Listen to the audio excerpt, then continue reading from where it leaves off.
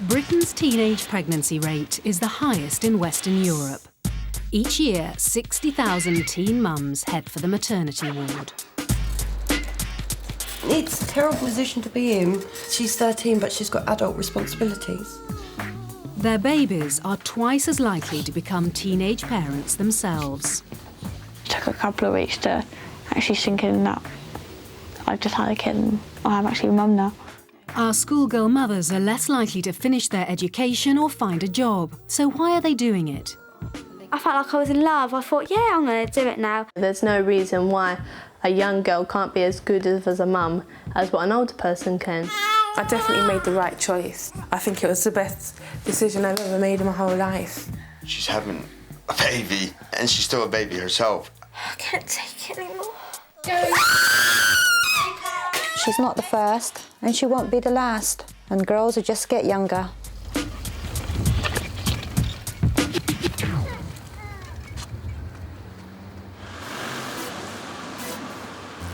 Having one baby can come as a shock to a teenage girl. Having 3 can turn a life upside down. What's in there? At just 16, Natalie Scanlan became Britain's youngest mother of triplets. When I first found out I was having 3, it was a shock because it was just 3 babies and I've never even seen triplets before. Natalie's mum was horrified. I shouldn't have let it happen. I was pregnant at 16, so I didn't want that for Natalie at all. I wanted her to go to college and have a good job and make loads of money, go on holiday with friends and just enjoy teenage years. A boyfriend always told me that he'd always use a condom because he's got 2 other children and she doesn't need to go on the pill, and I should have put her on the pill.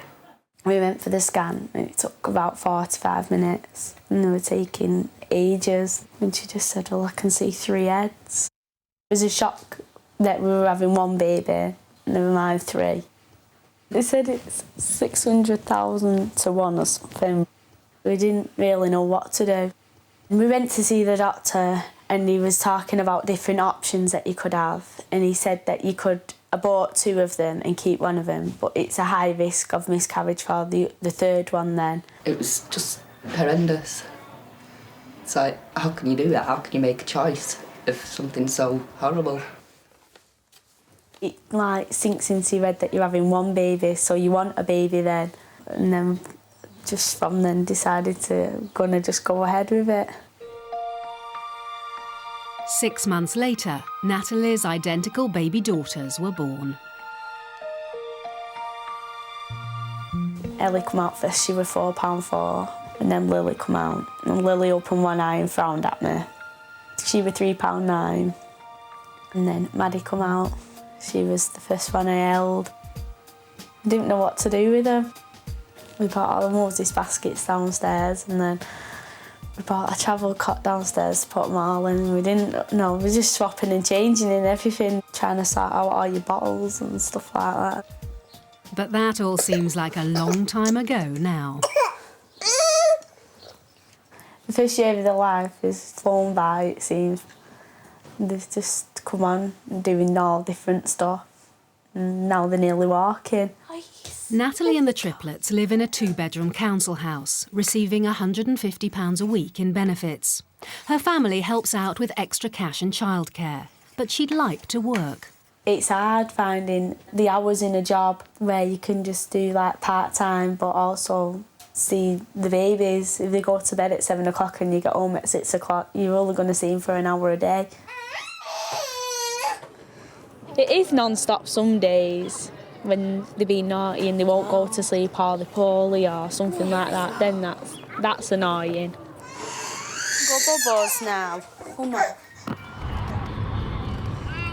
The only thing that's changed is like not having as much freedom as you used to have and not being able to do what you want to do all the time. You've got to do what the babies want to do. I think it'll be easier when they get older because it's like now I can't wait for them walking, because you can do so much more stuff with them. I feel for Natalie when she's not in the mood for feeding them and changing them, they're all crying. I feel like she's only 17 and she's got all this big responsibility. And she shouldn't have to. She should be young, free and single and enjoying the life. I think it's very fashionable these days to be a teen mum. It's like all the little Nike trainers and you can dress them up like dolls. No. But when it actually comes down to the nitty-gritty, it's hard work.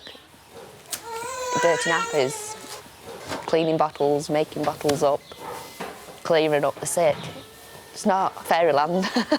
To be a mum, it's hard work. I don't think there's nothing wrong with having a baby young, but you've just got to realise that it's going to stop your life as well as everybody else's life around you. Thomas, don't rub your head in her belly. I didn't. No. He's not a nutter, he's your brother. He's a nutter. Charlotte Maddox is 13. The eldest of 5 children, she's recently become a mother herself. What are you doing? What do you think of the fact that Charlotte's had a baby? Pretty amazed, really. I mean, if she's having a baby at 13. What are you laughing at? They're all pretty switched on and know that it's Charlotte's baby. Even though Thomas said to you, you're too young to have a baby. So they're all quite good. They all realise that Sophie is Charlotte's baby. Not another one Mummy's popped out. Baby Sophie's birth has taken the whole family by surprise because no one, Charlotte included, knew she was pregnant. A year ago, Charlotte was taken into care because of behavioural problems. She met her first boyfriend while living in a children's home. I met this boy at care home. We were stuck going out for a little while, and then eventually I had sex with him. Didn't realise I could get pregnant the first time. It just happened really in the heat of the moment. No one actually said nothing or anything, it just happened. Nobody knew that Charlotte was pregnant. She's always been slim. The only thing is that she'd started wearing her puffer jacket, wasn't it? But then again, it's been cold. And Charlotte kept her secret until the day she went into labour. Well, Saturday night I found it really uncomfortable because I was tossing and turning. One side I'd be all right for 5 minutes, then I'd toss over again. And that, I found it really uncomfortable to sleep. I thought, oh no, she's got a urine infection. And then it got worse. And I thought, oh no, she's got an appendicitis. We need to get an ambulance. We need to get her to hospital. My mum said, go and have a shower, and gave me a cup of paracetamol and that. And I couldn't even get in the shower or nothing. And then finally said, I feel like pushing something through. Said something to me about pregnant. It's almost like I'm pregnant, something along those. And I looked at her and said, don't be stupid, you've got to sleep with someone. Lifted the top up and went, oh my God. And this is just this tiny, tiny bump. And then 5 minutes later, ambulance crew turned up. And then basically they tried to, sit me somewhere, get a wheelchair or something, take me to the ambulance, but I couldn't, because I just ended up giving birth on the bed. It wasn't till afterwards, come home from the hospital, that didn't happen. How did that happen for days afterwards, walking around, numb. It took a couple of weeks to actually sink in that I've just had a kid and I'm actually a mum now. I wish I could have turned the clock back, but I can't. Probably wish I'd never actually done it or anything, been a bit more careful. Oh well, it's happened now. Can't change it.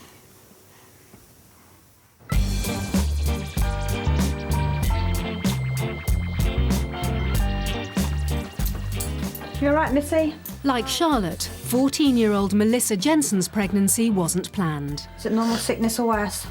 It's worse. I've got a water infection, haven't I? And she hadn't bargained on morning sickness that lasted the whole 9 months either. She all right? Okay. I hate it because I know first thing in the morning I'm going to be sick and it's just horrible. It's just the horriblest feeling I've ever had. I'll never want to go through it again. Never. I can't take it anymore.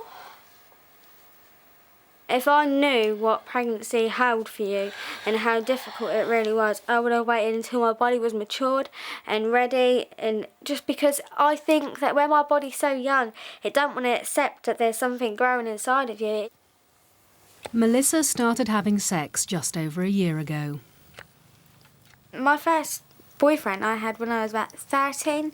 I had boyfriends, but nothing as serious as what I did when I first got with him. And by the time I was 14, after my 14th birthday, we first tried sex. I felt like I was in love. I thought, yeah, I'm going to do it now. I'd rather be in love and do it than just meet someone for the first time and say, yeah, OK, then do it and never see him again.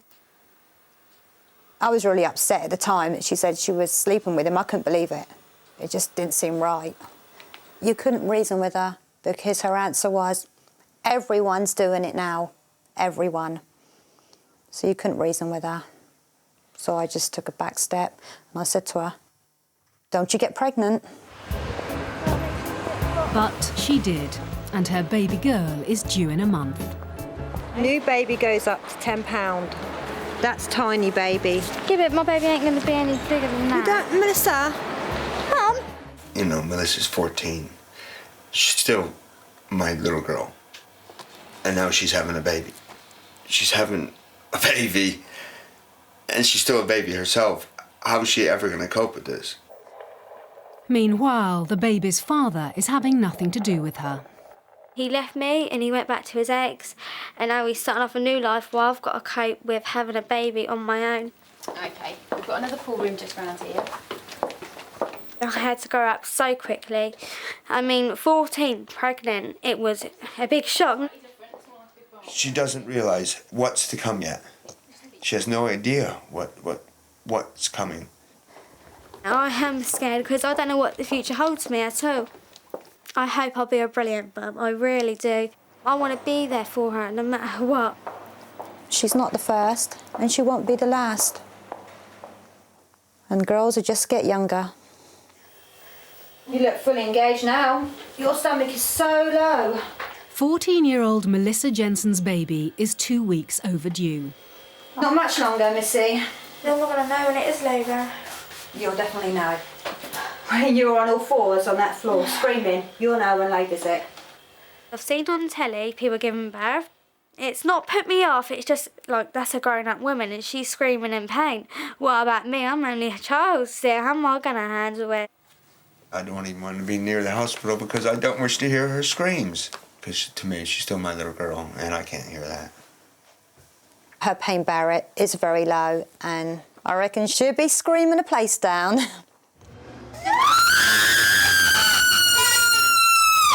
Come on. Missy, come on now. You're making the pain worse. Look, you're making it worse. Melissa's labour has been induced. Missy, you're making it worse. No, I'm just in loads of pain. I know you think I'm just another fucking idiot who's in loads and loads of pain and is hot and gas in it. But look at me. I just want an epidural, please. I'm gonna kill myself because I can't do it anymore. Mummy, please. Will you help me? Melissa's mum has brought a friend along for support. Come on, Missy. Good girl. All right. I don't want to see my baby. Yes, you do. You're going to see her in a minute. Would you shut the fuck up? Good girl. Fantastic. All right. Feel a burning. All right. Good girl. Oh my God, I can see her. Yeah. Yep. Missy, it's going to burn like anything. Missy. Right, give me a big push. Big push. Big push. She's out. She's out. She's out. She's a girl. He did it.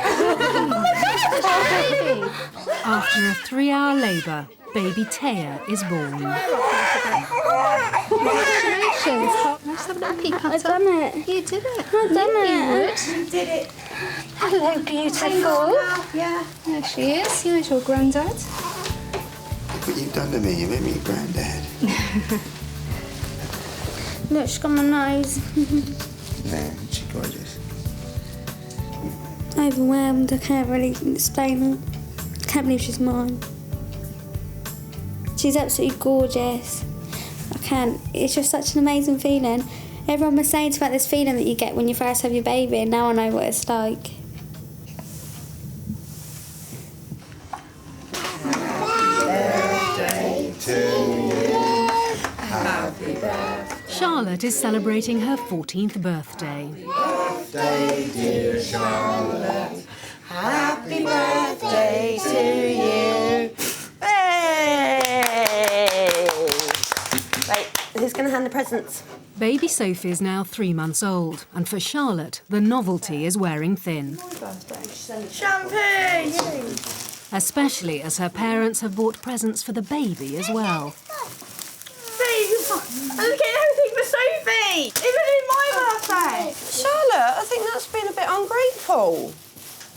She's a typical teenager in an awful lot of ways still. The language and the strops. What are you crying for? What are you crying for? Sometimes, like, when I'm not with Sophie, it's like, I ain't got a kid. But when I come back, it's like, oh, God, I have. Charlotte hasn't bonded with Sophie from her birth. Charlotte carries on doing everything and expects everybody to drop everything for her. Charlotte's been off school since the birth. Today, she's going back. I feel, like, nervous because bitchy girls and that are gonna, like, slag me off and stuff like that. But that's why I want to go back to school. And her parents are hoping she'll learn a lot more about sex. In most European countries, sex education is compulsory and comprehensive, while in Britain, it's neither. But research shows that girls who've had more than 10 sex education lessons are far less likely to get pregnant. And just because she's had a baby doesn't mean that she should miss on her education. Charlotte only had one sex education lesson at school, and she was then banned from the class, wasn't she? For being disruptive. For being disruptive. Right, shut up bottle when I'm off now, alright? Alright, thank you. Have a good day. School bag. Okay. Go on. Oh, thank Bye. you. Have a good day. Bye. Bye. In some ways, it's going to be okay because I need a break from her so I can be myself and just be normal for a while.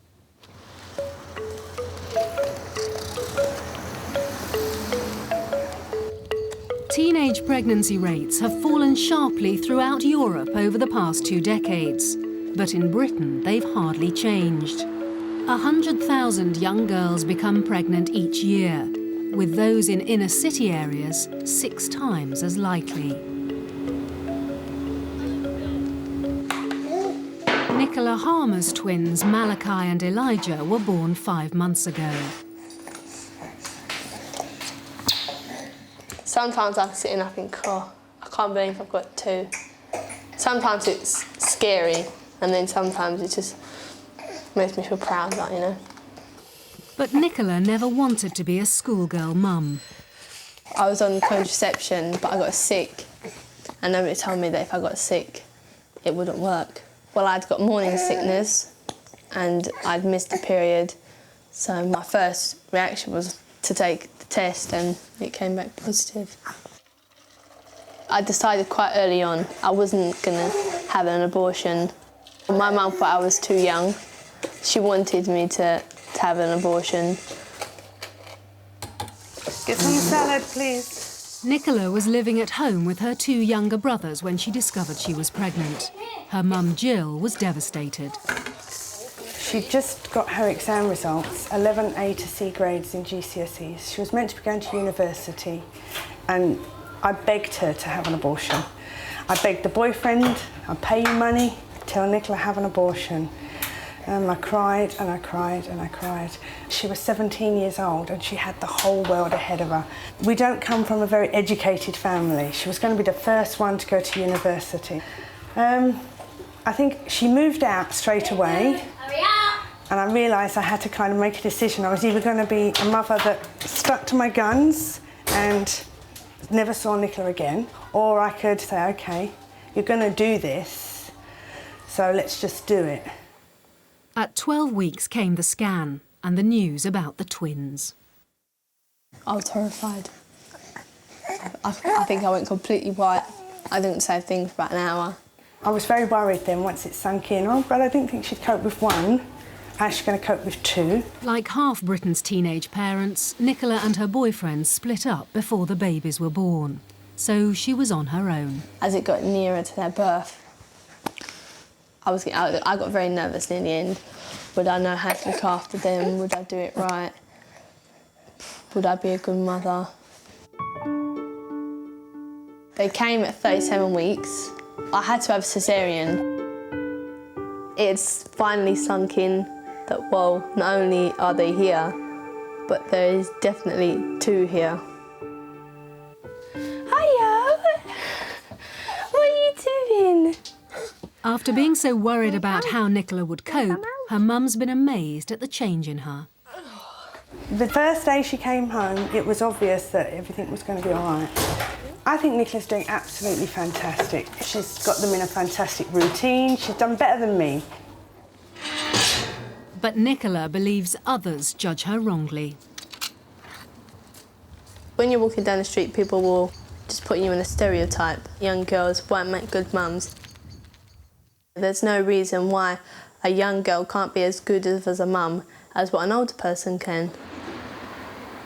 I think there's a huge assumption out there that young girls are getting pregnant and it's because they want free housing, they want lots of money and they don't want any of the responsibility that goes with it. But it's a myth because they don't get free housing, they don't get lots of money. Nichola got nothing at all when she was pregnant. Nichola chose to continue living at home, so she's unlikely to be offered council accommodation. She now receives benefits of £160 a week. I think we shouldn't judge a book by its cover. We don't in life for anybody else. We don't walk down the street judging people as we walk past them, thinking, oh, you're short, so you're this, you're tall, so you're this. So I don't think we should judge young mums like that. I couldn't ever see my life without them. Not at all. Now they're here. They're everything to me.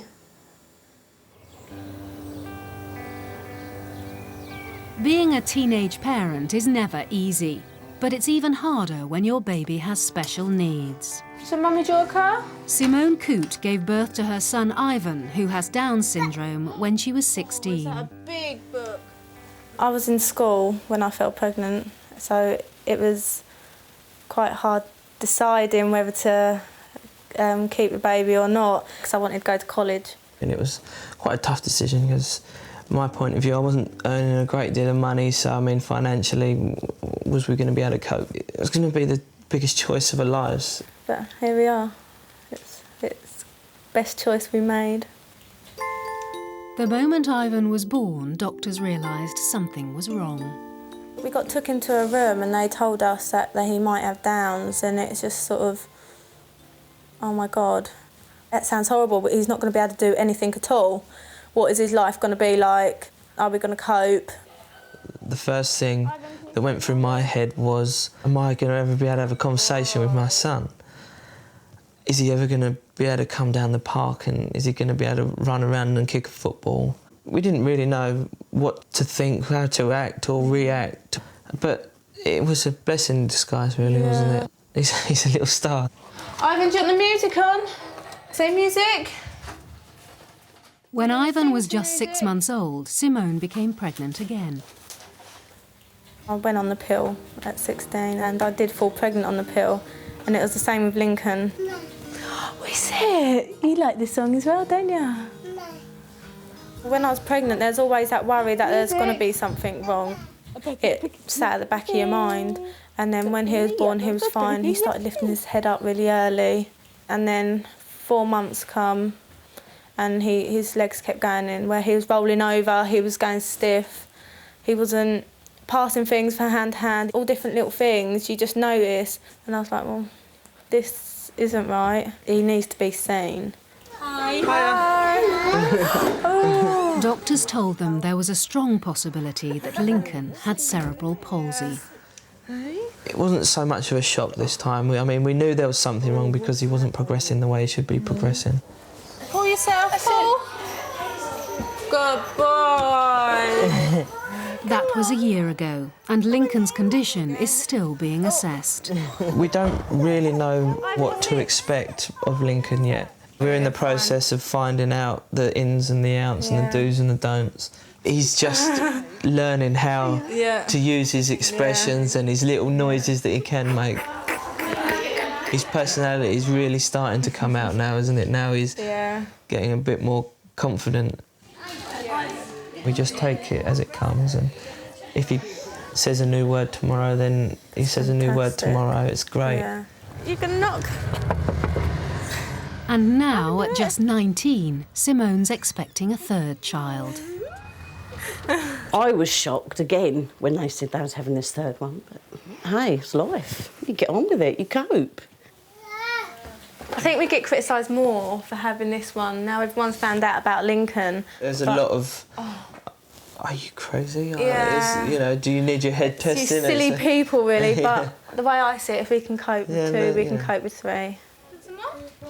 I'm so proud of the way they have coped. Any normal, sane person, I think they'd have cracked. I know I would. What is it, Ivan? What's on the book? Nothing seems to faze Simone at all. I have the boys on the occasion when I'm needed to, and I'm absolutely shattered at the end of the day. I really don't know how she does it. No, not the oven. Hot. In my eyes, they're the best parents possible. It's all right. You hear little bits and pieces now and again. Oh, they're too young, they'll never cope. And we found out Ivan had got Downs. People's attitude was, oh, they were so sorry that this had happened. But there was nothing to be sorry about. 2 months later, and Simone's in labour again. After already having 2 children with special needs, she's been warned there's a high chance of giving birth to another.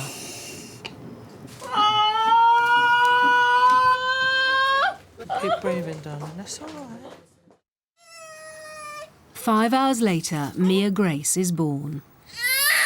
Weighing 10 pounds, 3 ounces. She's okay, yeah? Yeah, she looks fine, but the paediatricians, you know, will check her Yeah, over no, that's fine. properly tomorrow, yeah? Hey, you're a good girl, aren't you? It's sticking her tongue out. Yeah. It's gorgeous, brilliant. It's a little chunker. Well done.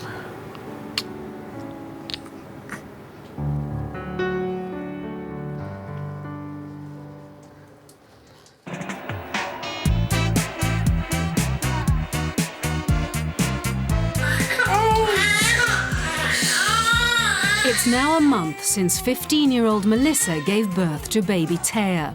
Back home with her parents, the thrill of becoming a new mum has given way to exhaustion. When you get up in the morning, you know what day you've got ahead of you. Feeding, changing, winding, playing, cleaning up the sick, changing their bums, sterilising, making up tears. It's just the same every day. No, I told you, get your dick up first. Still, she's found time to make a new friend. He's recording us, that's not good. Yeah. Leaving her own mother holding the baby. All I can say with Melissa is the novelty has worn off. There's a lot of hard work and she's found that out. All right. I thought I'd find it really easy being a mum.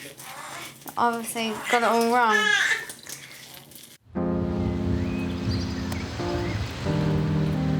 Tiffany Carroll hasn't got long to go before her baby is due. But the 17-year-old is having trouble accepting what's about to happen. I never expected to be pregnant at a young age. I always thought that I would either be married, be really rich, have a wicked car first, and then have children after. But it never really works out that way, does it? Some days I feel like I don't want to have the baby and I made the wrong choice. But it's just because of how people make you feel. I was very disappointed. It's not what I wanted for her at all. But I just assumed that Tiffany would want to have termination. I just took it for granted that she wouldn't want to have the baby. I think I was actually thinking more about what I wanted than what Tiff actually wanted. Tiffany is now 7 months pregnant. Today, she's having a scan to check the baby's development. Oh my gosh, look how big it is now. Would you be able to tell me what I'm having today? Looks like a boy. I knew it! Oh my gosh. Did you know? I had a feeling that it was a boy. I wanted a girl. I don't know whether I'm mature enough to have my child, but every time I go for the scan or I hear the heartbeat, that changes my mind because I know that I will be a good mum. But I really did want a girl. You're a lovely little boy. She's very childlike sometimes. She's quite naive as well. You know how the features are in the on the thing? Do they actually come out really like that? She is still quite immature, but she's going to grow up now, I suppose. 14-year-old Charlotte is finding it hard to be a mother, but she's had a break from it today. She's just finished her first day back at school. First day was alright. Still everyone could be a bit bitchy, but they weren't. Hello, Daddy. Hello. The whole family is heading off to the stables which Charlotte's mum and dad run. But once there, Charlotte soon forgets about baby Sophie. It's something that's happening increasingly often. It's, oh, can you have Sophie for 5 minutes? Or handing Sophie over to the other children. Oh, can you just watch her a minute? And just trying to find ways of getting out of actually having to do anything with Sophie for any length of time. Even though she can still come up and do the horses, she's still got to remember that Sophie's here with us. And it's not my job to go and to see Sophie, it's her job, because she is Sophie's. Mum says, Granny, that somehow sat here bottle feeding. It's just like having your own again. Hey! Come and see your daughter. So? Just in time to change your nappy. I want to tell you that bloody nappy. What nappy? Bloody nappy. It's not a bloody nappy. You're going to go to Mum? Well. Yes, come on, you've been at school all afternoon. Not all afternoon, for 2 lessons with her. That's all afternoon, and it's not since 12. Yeah, you do stink a bit, don't you? Oh, fuck's sake. Don't tell me to go to the toilet. You little rat. Because she's relied on everybody else around her too much. Oh, you little rat. You get bit. You can go back to Granny. I mean, it's our fault, but, you know, if we didn't, then Sophie wouldn't be getting the attention that she needed. Charlotte's parents want her to take more responsibility for Sophie. But to make that happen, they need the help of an expert. You're going to have your bottle now, are we? Yeah? Are we? Professional nanny Susie Whytock has been teaching new mothers how to care for their babies for 20 years. Good girl. That's a good girl, Katie Cook. A lot of my work is lawyers and bankers, and I've worked for some royalty as well. It can really vary. Most of my parents are in their late 30s, early 40s. You'll be amazed, even though they've read the books, you know, about childcare, it's still, you know, it's completely different when you actually have the baby and have to put it into practice. There we go, my precious. There. But now Susie will be teaching mothers who are much younger. She's about to take charge of Britain's first teen mums school. We have teenage mums who, for whatever fault, they've got pregnant. You know, the fact is they've got a baby and we have to deal with that. The baby's here to stay, you know, their mum is the only mum they're going to have. It's so important that they get it right. We've offered Charlotte, Melissa, Tiffany and Nichola the chance to spend a week with Susie in the New Forest to see what they can learn from her. It'll be the first time any of them has been away from their parents and looking after their babies on their own. Hi, Melissa. Hi, nice to meet you. I'm Sue. Hi. Hi, Tiffany. Hi, I'm Susie. Hi, Susie. Hi, Charlotte. Hi. This is Nichola and Malachi. And this is Tiffany. Hello. And this is Melissa. Hello. And this is Charlotte. Hello. Susie wastes no time getting started. While the babies have their morning nap, Melissa, Tiffany and Charlotte get their first lesson on the importance of routine. The routine gives you confidence and it makes you feel as a mum you know what you're doing. Yeah. So what we're going to do, we're going to start, I'm going to give you a routine. It's a whole new concept for them. Now, first of all, tomorrow morning, I'm going to be knocking on your door at 6:45. OK? I know you look... So that's why I say early tonight to bed. I'm not going to hear you. Why does it have to be so early, like In the morning. But the reason it has to be early, what time do you go to school? Oh, yeah. Yeah? So just keep to that 7, 8, 9, 10, So when OK? do we get time for us out to get dressed? You've got 45 minutes, OK? Now, this is what I'm saying about how much work is involved in preparing for your baby. 11 o'clock, you've got playtime with baby. 11:45, sleep. 12:45, wake up, same again. 1 o'clock, feed. Are we not allowed to go back to sleep after that feed? No. You've got to say, my needs come second and the babies come first. And then really, that's what the sort of, you know, attitude you've got to have.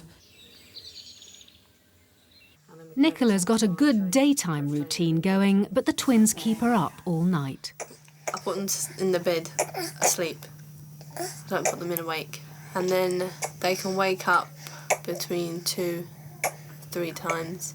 Susie's an expert at getting babies to sleep through the night, but Nichola must learn how to let the twins settle themselves. I mean, how will you feel putting them down awake and them having a little cry?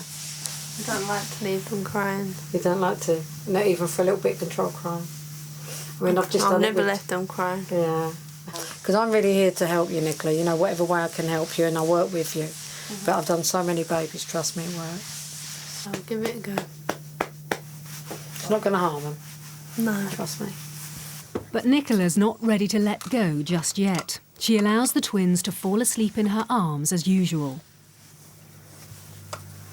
Take her and wake her up. You can take her upstairs and lay her on the... It's only the first day, but as it draws to a close, Charlotte's already getting bored of looking after Sophie. Can I take some chocolate out with me? Take your chocolate, but I think your priority should be Sophie. Yeah, all right then. No, take her upstairs and try and wake her up. Come on, Matt. They've got a lot to learn.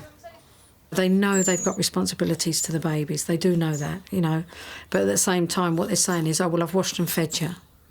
You know, I can't wait to put you down to sleep, then I can get myself ready and, you know, do my thing. Charlotte's unhappy. She's not used to taking orders. I've just been told to sit up here and I've got to apparently keep Sophie awake, and I don't know why I can't go downstairs with everyone else. And I've still got, like, what, 15 minutes to go? With Charlotte, I'm shocked that Sophie's 3 months and there seems to be no actual basic care. Pick her up. It seems like she hasn't got a clue what to do. All right, my darling, all right, OK. The pair of them, they're not used to being timed. They're not used to working round the clock. It's like, well, I'll feed her whenever, I'll change her whenever. And that's how it is, because that's the attitude. Now that's got to be re-educated and retrained. Nichola's put the twins down for the night, but one of them has just woken up. Just give him a couple of more minutes. Susie has asked her not to rush up and settle him.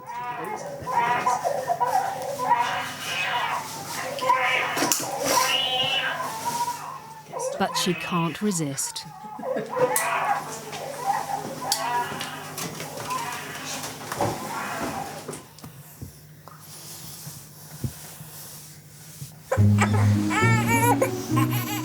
And as the night wears on, things go from bad to worse.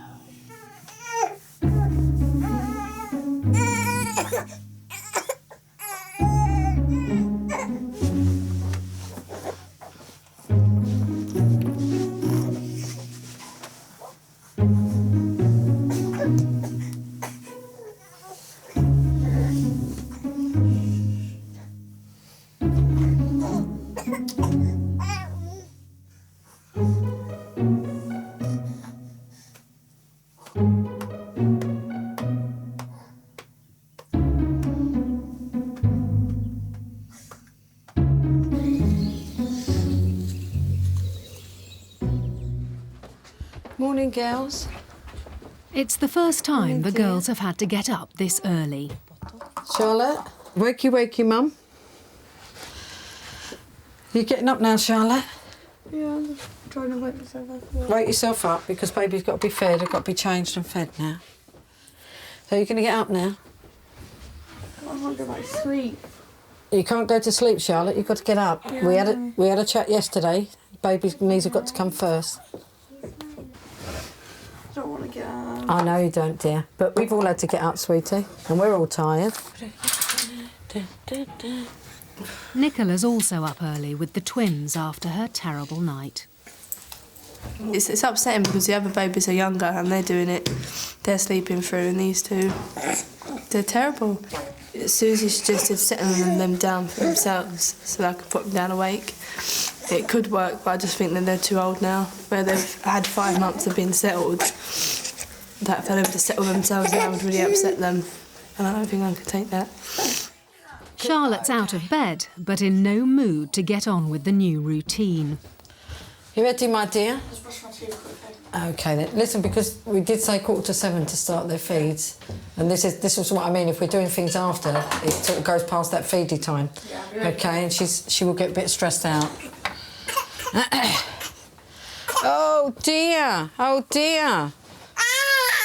I know, you're going to have your feed, sweetie. I know, you're a hungry girl. I know, my sweetie. There we go. I know. I know. There you go. Here comes Mummy. OK, then. Keep her upright. Do you remember what I said about keeping her upright? OK? Susie wants the girls to spend more time one-on-one with their babies so they can learn how to bond. What I'm going to do with you today, I want you to interact and play with her, and I'm going to be watching you. Yes, I am, young lady. I'm going to be watching you. Gives us a smile. Melissa is eager to show she can do it, but Charlotte refuses. Come on, kneel down with her. Come on, kneel next to her. Come on, have a coo with her. Just talk. Go on, don't be embarrassed in front of me. You don't have to be embarrassed in front of me. And you should never be embarrassed. Come on. Come on, come on. Kneel down, otherwise I can't. Change that. Why when you changed her when she's happy now? Everybody wants to read. Look, she's saying, look, Mummy, look at me, look. This is where I'm saying the interaction between you and Sophie, when she looks at you and you look at her. Just interact with her, just look at her, touch her, like that. Hello. Oh, look. Oh, look. Hey, who's that tail? We hit a real nerve this morning with Charlotte. There does seem to be this problem with bonding. How does she expect her to develop? How does she expect her to communicate if she's not communicating with her daughter? She's looking at you, laughing. Oh, Charlotte, look, she's looking at you. See, she knows you're her mum. You know, babies react to expressions on your face, you know, the tone of your voice. If she's not having that, how is she going to express herself? How's she going to let her mum know her needs and what she wants? I don't actually really want to play with Sophie when people are around because I feel like they're going to say that I'm doing this wrong, that wrong and everything wrong. I think with Charlotte, it's the stubbornness of her age. She is only 14, but at the same time, you can make certain amount of allowances, but when it involves the baby's care, I'm sorry, you can't, you know, you can't give way there. That's sweetie. So you're going to come, you've only got a short time, Charlotte, and I'd like you to spend that little bit of time with Sophie. But I don't want... Well, let me just... Well, put your phone down a minute. OK, put your phone down. The baby's needs are not being met, emotionally as well. If that's not catered for, then it's going to have, you know, a profound effect on the baby.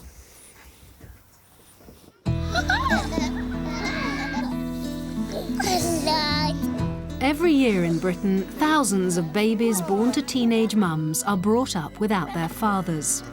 11,000 of them don't have their dad's name on their birth certificates.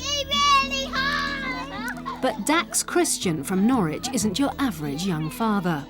He and his wife Susie have had a child every year since Dax was 16 and she was 14. Hope was the first one.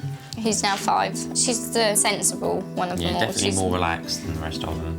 Then came Nisha, who's 4. She's very scatty. Then there's Ethan, our first boy, who's 3. And I would say Ethan's a typical boy. Loves his cars, loves his train, loves his bikes. Dirt, any chance to dig. And then there's Neo, who's now 2. He's going to be a typical boy. He's going to give us the terrible twos, definitely. And then there's River. River's 7 months, and obviously he's still getting his character. His character's now coming out, but he's very happy. He's always got a smile on his face. He's got giggles for everyone.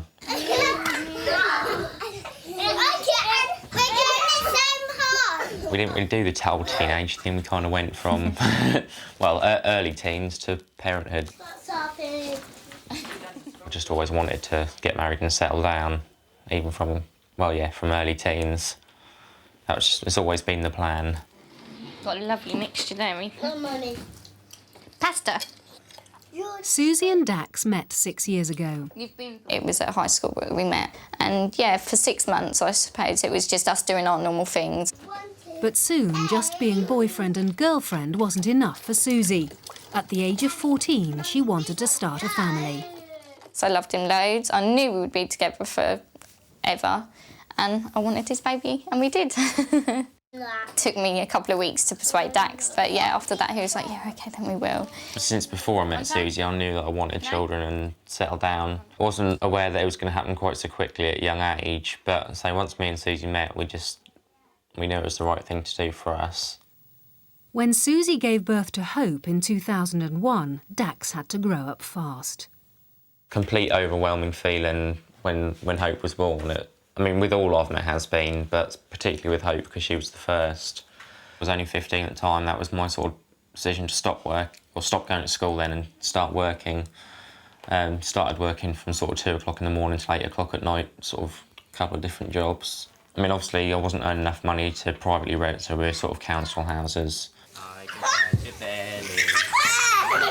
When he was 17, Dax was diagnosed with arthritis, so they decided to have the large family they'd dreamt of before his condition worsened. We sort of knew that we wanted sort of 5 children. We knew we wanted a few children, so it just sort of seemed to make sense to have them all at once. And yeah, it's a little bit of a gamble because of my arthritis and sort of problems that I've got. At 21, his arthritis means he's now unable to work, and the family relies on benefits. A lot of people sort of think, well, we'll have children so we can get a house and move out. But that's not really been our priority. Our priority has been to have children, but we never really wanted to sort of scrounge off benefits. And we all want to work. We've worked as much as we can, and like I said, I'll hopefully get back to work soon. Oh, you sausage. But in the meantime, they're living in a 4-bedroom council house and receiving £1,500 a month in benefits. I think teenage parents generally are frowned upon because of the whole sort of benefit fraud. A lot of people, if they're working and paying tax, they think they're paying for the teenage parents to sort of bring up their children, and unfortunately that does happen sometimes. But Dax and Susie believe it's their right to raise a large family, and they've no regrets. I'll come in a minute. Our life is definitely very full and very busy, but it's quite fulfilling. We've always got plenty of stuff to do and plenty of mouths to feed. Keeps us busy. It's all good fun. I definitely don't think we've missed out on anything in life through sort of having children so young. You do sometimes you think, well, no, it'd be quite nice that I've got friends that sort of, you know, one week, oh, we're going to go on holiday next week. And that would be lovely, but then I look at the family and think, well, this is what I actually wanted. Yeah, we've got our babies now. Come on then.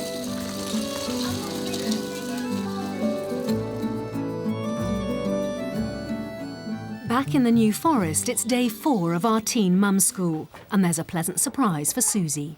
Morning, girls, morning. Both Charlotte and Melissa have got up at 6:30 without any prompting. Well done, Charlotte, for getting up this morning. I'm very pleased, you know, that they've actually both got up. They're taking that responsibility. It's not been easy, but they're gradually taking it. Did you miss me? The light's not supposed to be on, is it? Tiffany hasn't got a baby waking her yet, but that's about to change. Oh my God. This is our little surprise. This is our baby.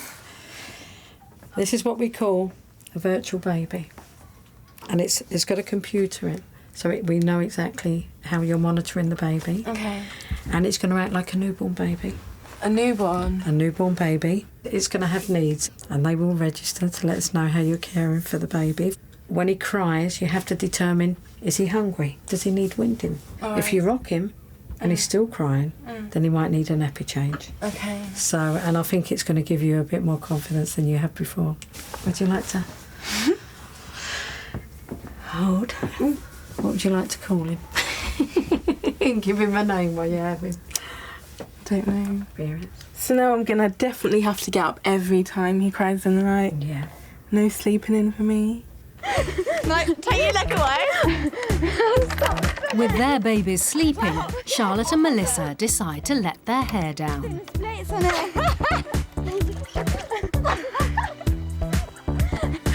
The older girls are not impressed. For their age, they're a bit under-mature. We're so much more wiser than them. They are still really, really young. And Charlotte, you can tell that she's just not ready to be a mum at all. And I just feel really, really sorry for her because, I don't know. But she's been here since Sunday and you can see the big difference that it's made. Now that someone's helping her with the routine, she's actually starting to realise that she has to do these things. But there's still lots to learn. Now, sometimes if they feel a bit insecure, take a flannel and just lay it across. That heaviness makes them feel secure. They do need their self-esteem built up because they're not encouraged, you know, they're not praised enough, you know. It's like, oh, well, you got pregnant, now you get on with it, you know, and do this and do that. And there's never like, oh, yeah, you've done a good job. And next up, lessons to motivate and encourage them. What do you think young mothers need more than anything else? High self-esteem. You really have to have belief in yourself. So if you want your child to grow up and love food and not be a fussy eater, the best thing to do is to start them off on fresh food to begin with. And it's not as difficult as you might think. Has anyone seen one of these before? This is a steamer. If you steam something, all the vitamins stay in the vegetable. If you boil it, about 60% of the vitamins get lost in the water. It's a huge difference.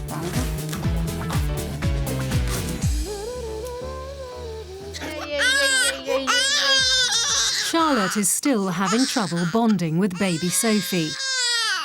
And Susie's hoping that this session might help.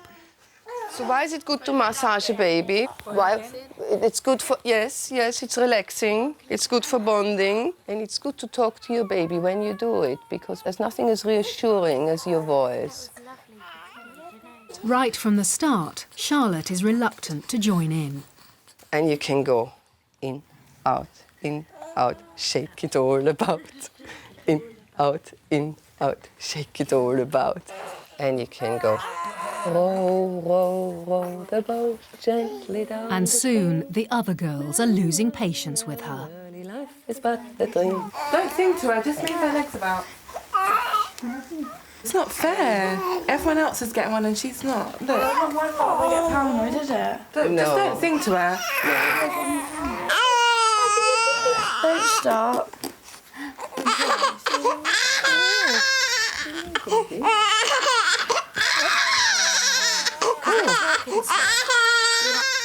Would you just pick her up? Show her a bit of love, for God's sake. The class continues, but Charlotte has lost interest. Enjoying our babies gives our babies the message that they are loved and liked, and it helps their brain to develop.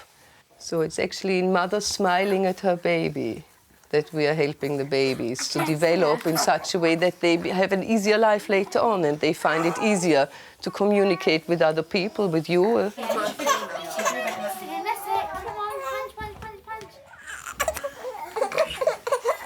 Charlotte, you're really getting on my nerves. Just stop being silly. Put down your mobile phone and deal with your daughter.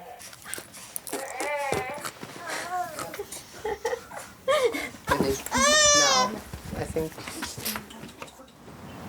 I'm being forced into nothing if I don't want to do it. Nobody's forcing you into anything. What they're saying is... But they're sounding like they were, though. No, I'm Yeah. playing. I'm like, no, get lost. I know, but you're more interested in your mobile phone than you are Sophie. They're just watching and they're just thinking that you're not caring for Sophie. You're not bothered.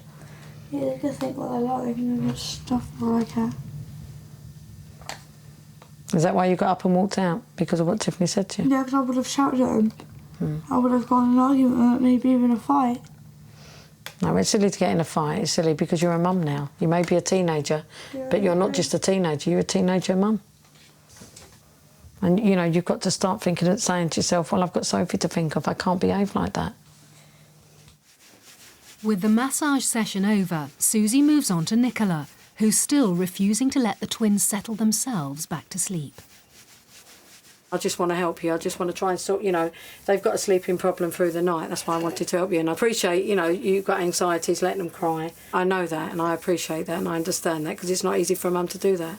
I mean, I'm just, you know, I just want to help you. I just want to advise you as much as I can, but it's up to you if you take that advice. She won't. So it's another sleepless night for them all.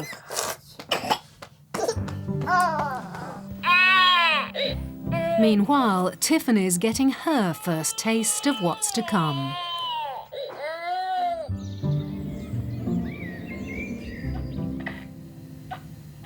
Last night, he kept crying every 3 hours. And every 3 hours I had to feed him for an hour. And then I had to rock him for ages. It's really hard. Finally, Nicola's ready to take Susie's advice. When Malachi wakes up during his morning nap, she has her first go at what Susie calls controlled crying. Just give him a couple of more minutes. I feel like someone's ripped my heart out. I could cry. But it's for their own benefit. It has to be done. They've got to learn, and you know, because I've done it for so many years now, I do know how much it benefits the babies. But you stop crying now. Can I go check he's okay? Yeah. I'd like to come with you.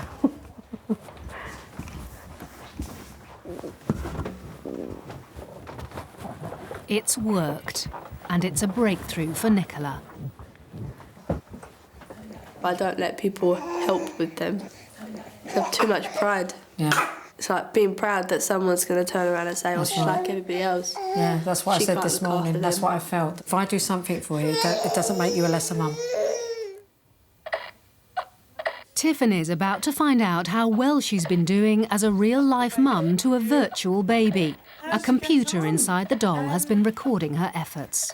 Well, do you think it's helped you? Has it given you some feeling of experience already? Yeah, the tiredness, definitely, because I'm really tired now. So I'm going to go home and go to bed. Oh, well, I'm here now with the control unit. Let's see how you did. Right. This control unit records how well you did. It gives you a percentage score. And you've done 96%. Out of what? So you've done really well. There's 2 missed cares. Let me tell you what they are. You missed 2 nappy changes, which at the end of the day is not a big deal. I think that you've done a great job. And I'm glad that it's given you some experience for when the real one comes along. Yeah. It's the end of the week at Teen Mum School. So, do the girls think it's been worth it? Hello. Hello, gorgeous. I have become a better mother. I've seen such a big change between me and Taya. I don't want to ruin that because that's what's brought our bond is the routine because I know exactly what she wants and when she needs it. So I will definitely stick to this routine. Definitely.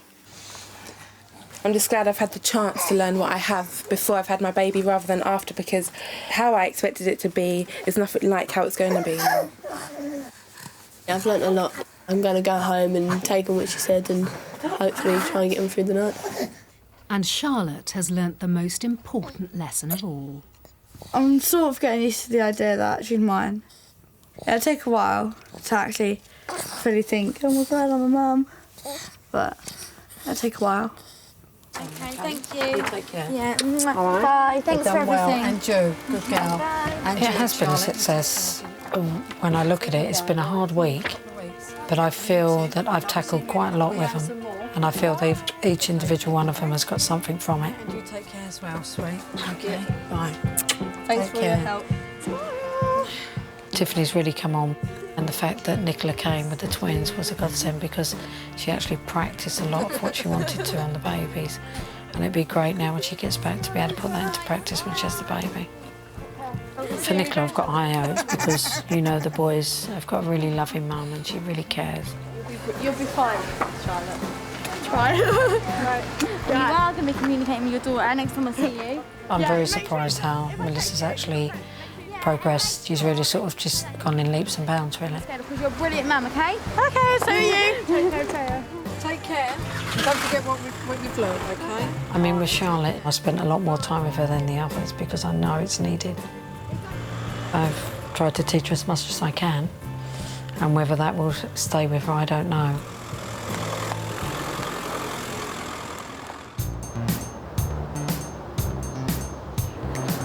It's been a month since our teen mum school ended, and now Susie's going to see if the girls are sticking to what she's taught them. Before the school, Melissa left everything to her mum when it came to caring for Taya. Melissa was a part-time mum. She'd always go out with her mates. I'd sterilise, babysit, feed the baby, change the baby, everything. So how's she doing now? Hello, dear. Fine, how are you? Yeah, all right. You look well. Yeah. What's it been like now that you're home and trying to implement the routine and things that you learnt in the house? I've been sticking to the routine, still getting up at 6:45 in the morning just to make sure, because I know what sort of baby she is now, and I want to get up and do it for her. It's been going really, really well. It's great. She's completely transformed. I mean, I'm so proud of her. I've done a really good job with her. Before, she just wanted a childhood, be a normal teenager. Yeah. Now, she wants to be a mum. It's brilliant. If she was to slip back and say to you, well, I want you to do it, what would you say to her? I'd say no. Good. She may feel you're being horrible, but to me, that is giving her support. Yeah. Because what you're saying is, no, you are the mum, it's your responsibility. I'll support you, but I'm not taking over your role. Oh, come here. I'm tired. I think I am a really good mother now because I'm there for her no matter what she needs. I have a laugh with her, I play with her, I put her to bed, I'm there when she cries. Before I wasn't there when she needed that, and now I am.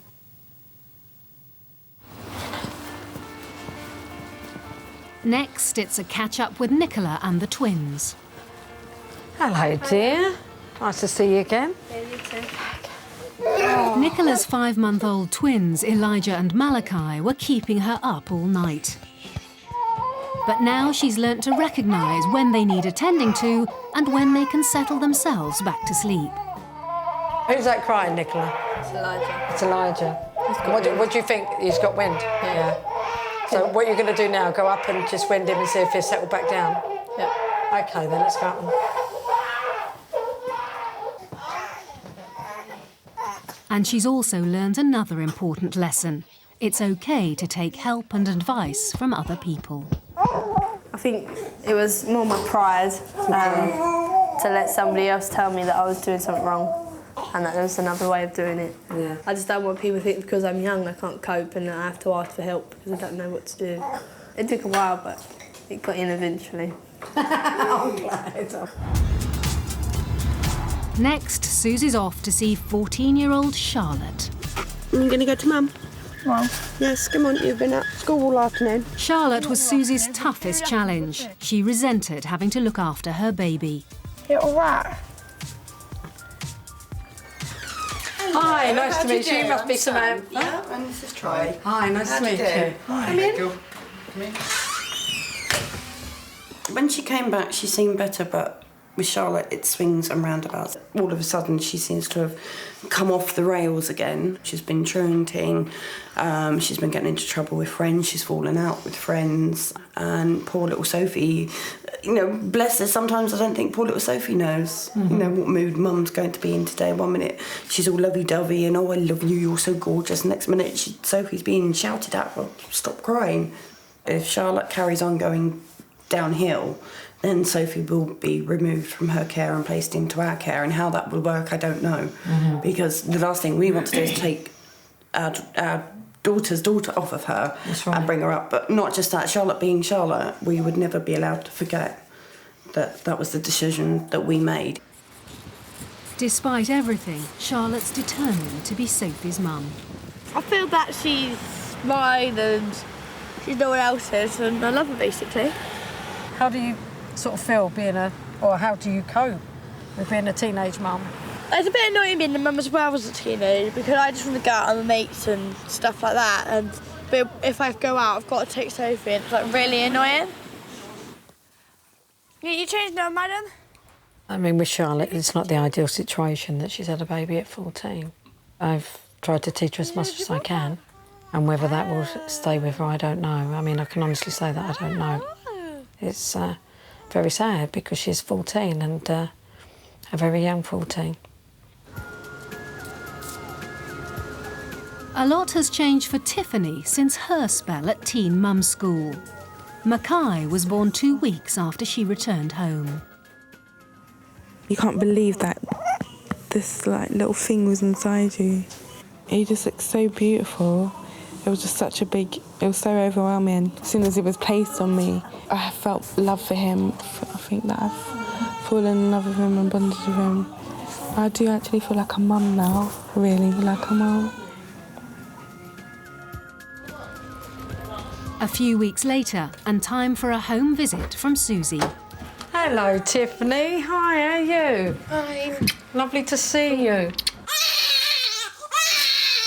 Since Tiffany's had the baby, she and her boyfriend have hit a rough patch. You're really crying, aren't you?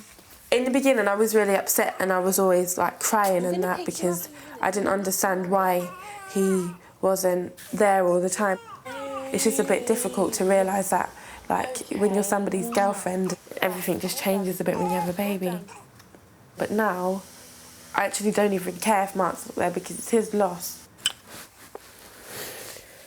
I definitely made the right choice to have Mackay. I think it was the best decision I've ever made in my whole life.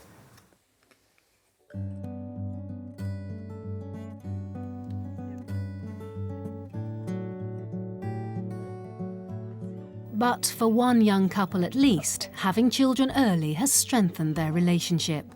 Today, Simone and Dwayne are getting married. I'm getting really excited about the wedding. This past week I've been getting crunches in my belly and I just have to squeeze my hands. Woo! Getting really, really excited, can't wait. Baby Mia is now 10 weeks old. Because her brother Ivan was born with Down syndrome and her brother Lincoln with cerebral palsy, she's had to have a series of medical tests. Happily, she's fine. Everything's just perfect now. It's just, today's just going to be the start of our new lives together and everything afresh. It's just got to be good from now on, so it's going to be great. In the presence of God and before this congregation, Simone and Dwayne have given their consent and made their marriage vows to each other. We've been through a lot the past 4 years and it's like the start of our new life together. It's the happy ending. We've got 3 brilliant children. We'll get through anything else. So it's a happy ending. I therefore proclaim that they are husband and wife.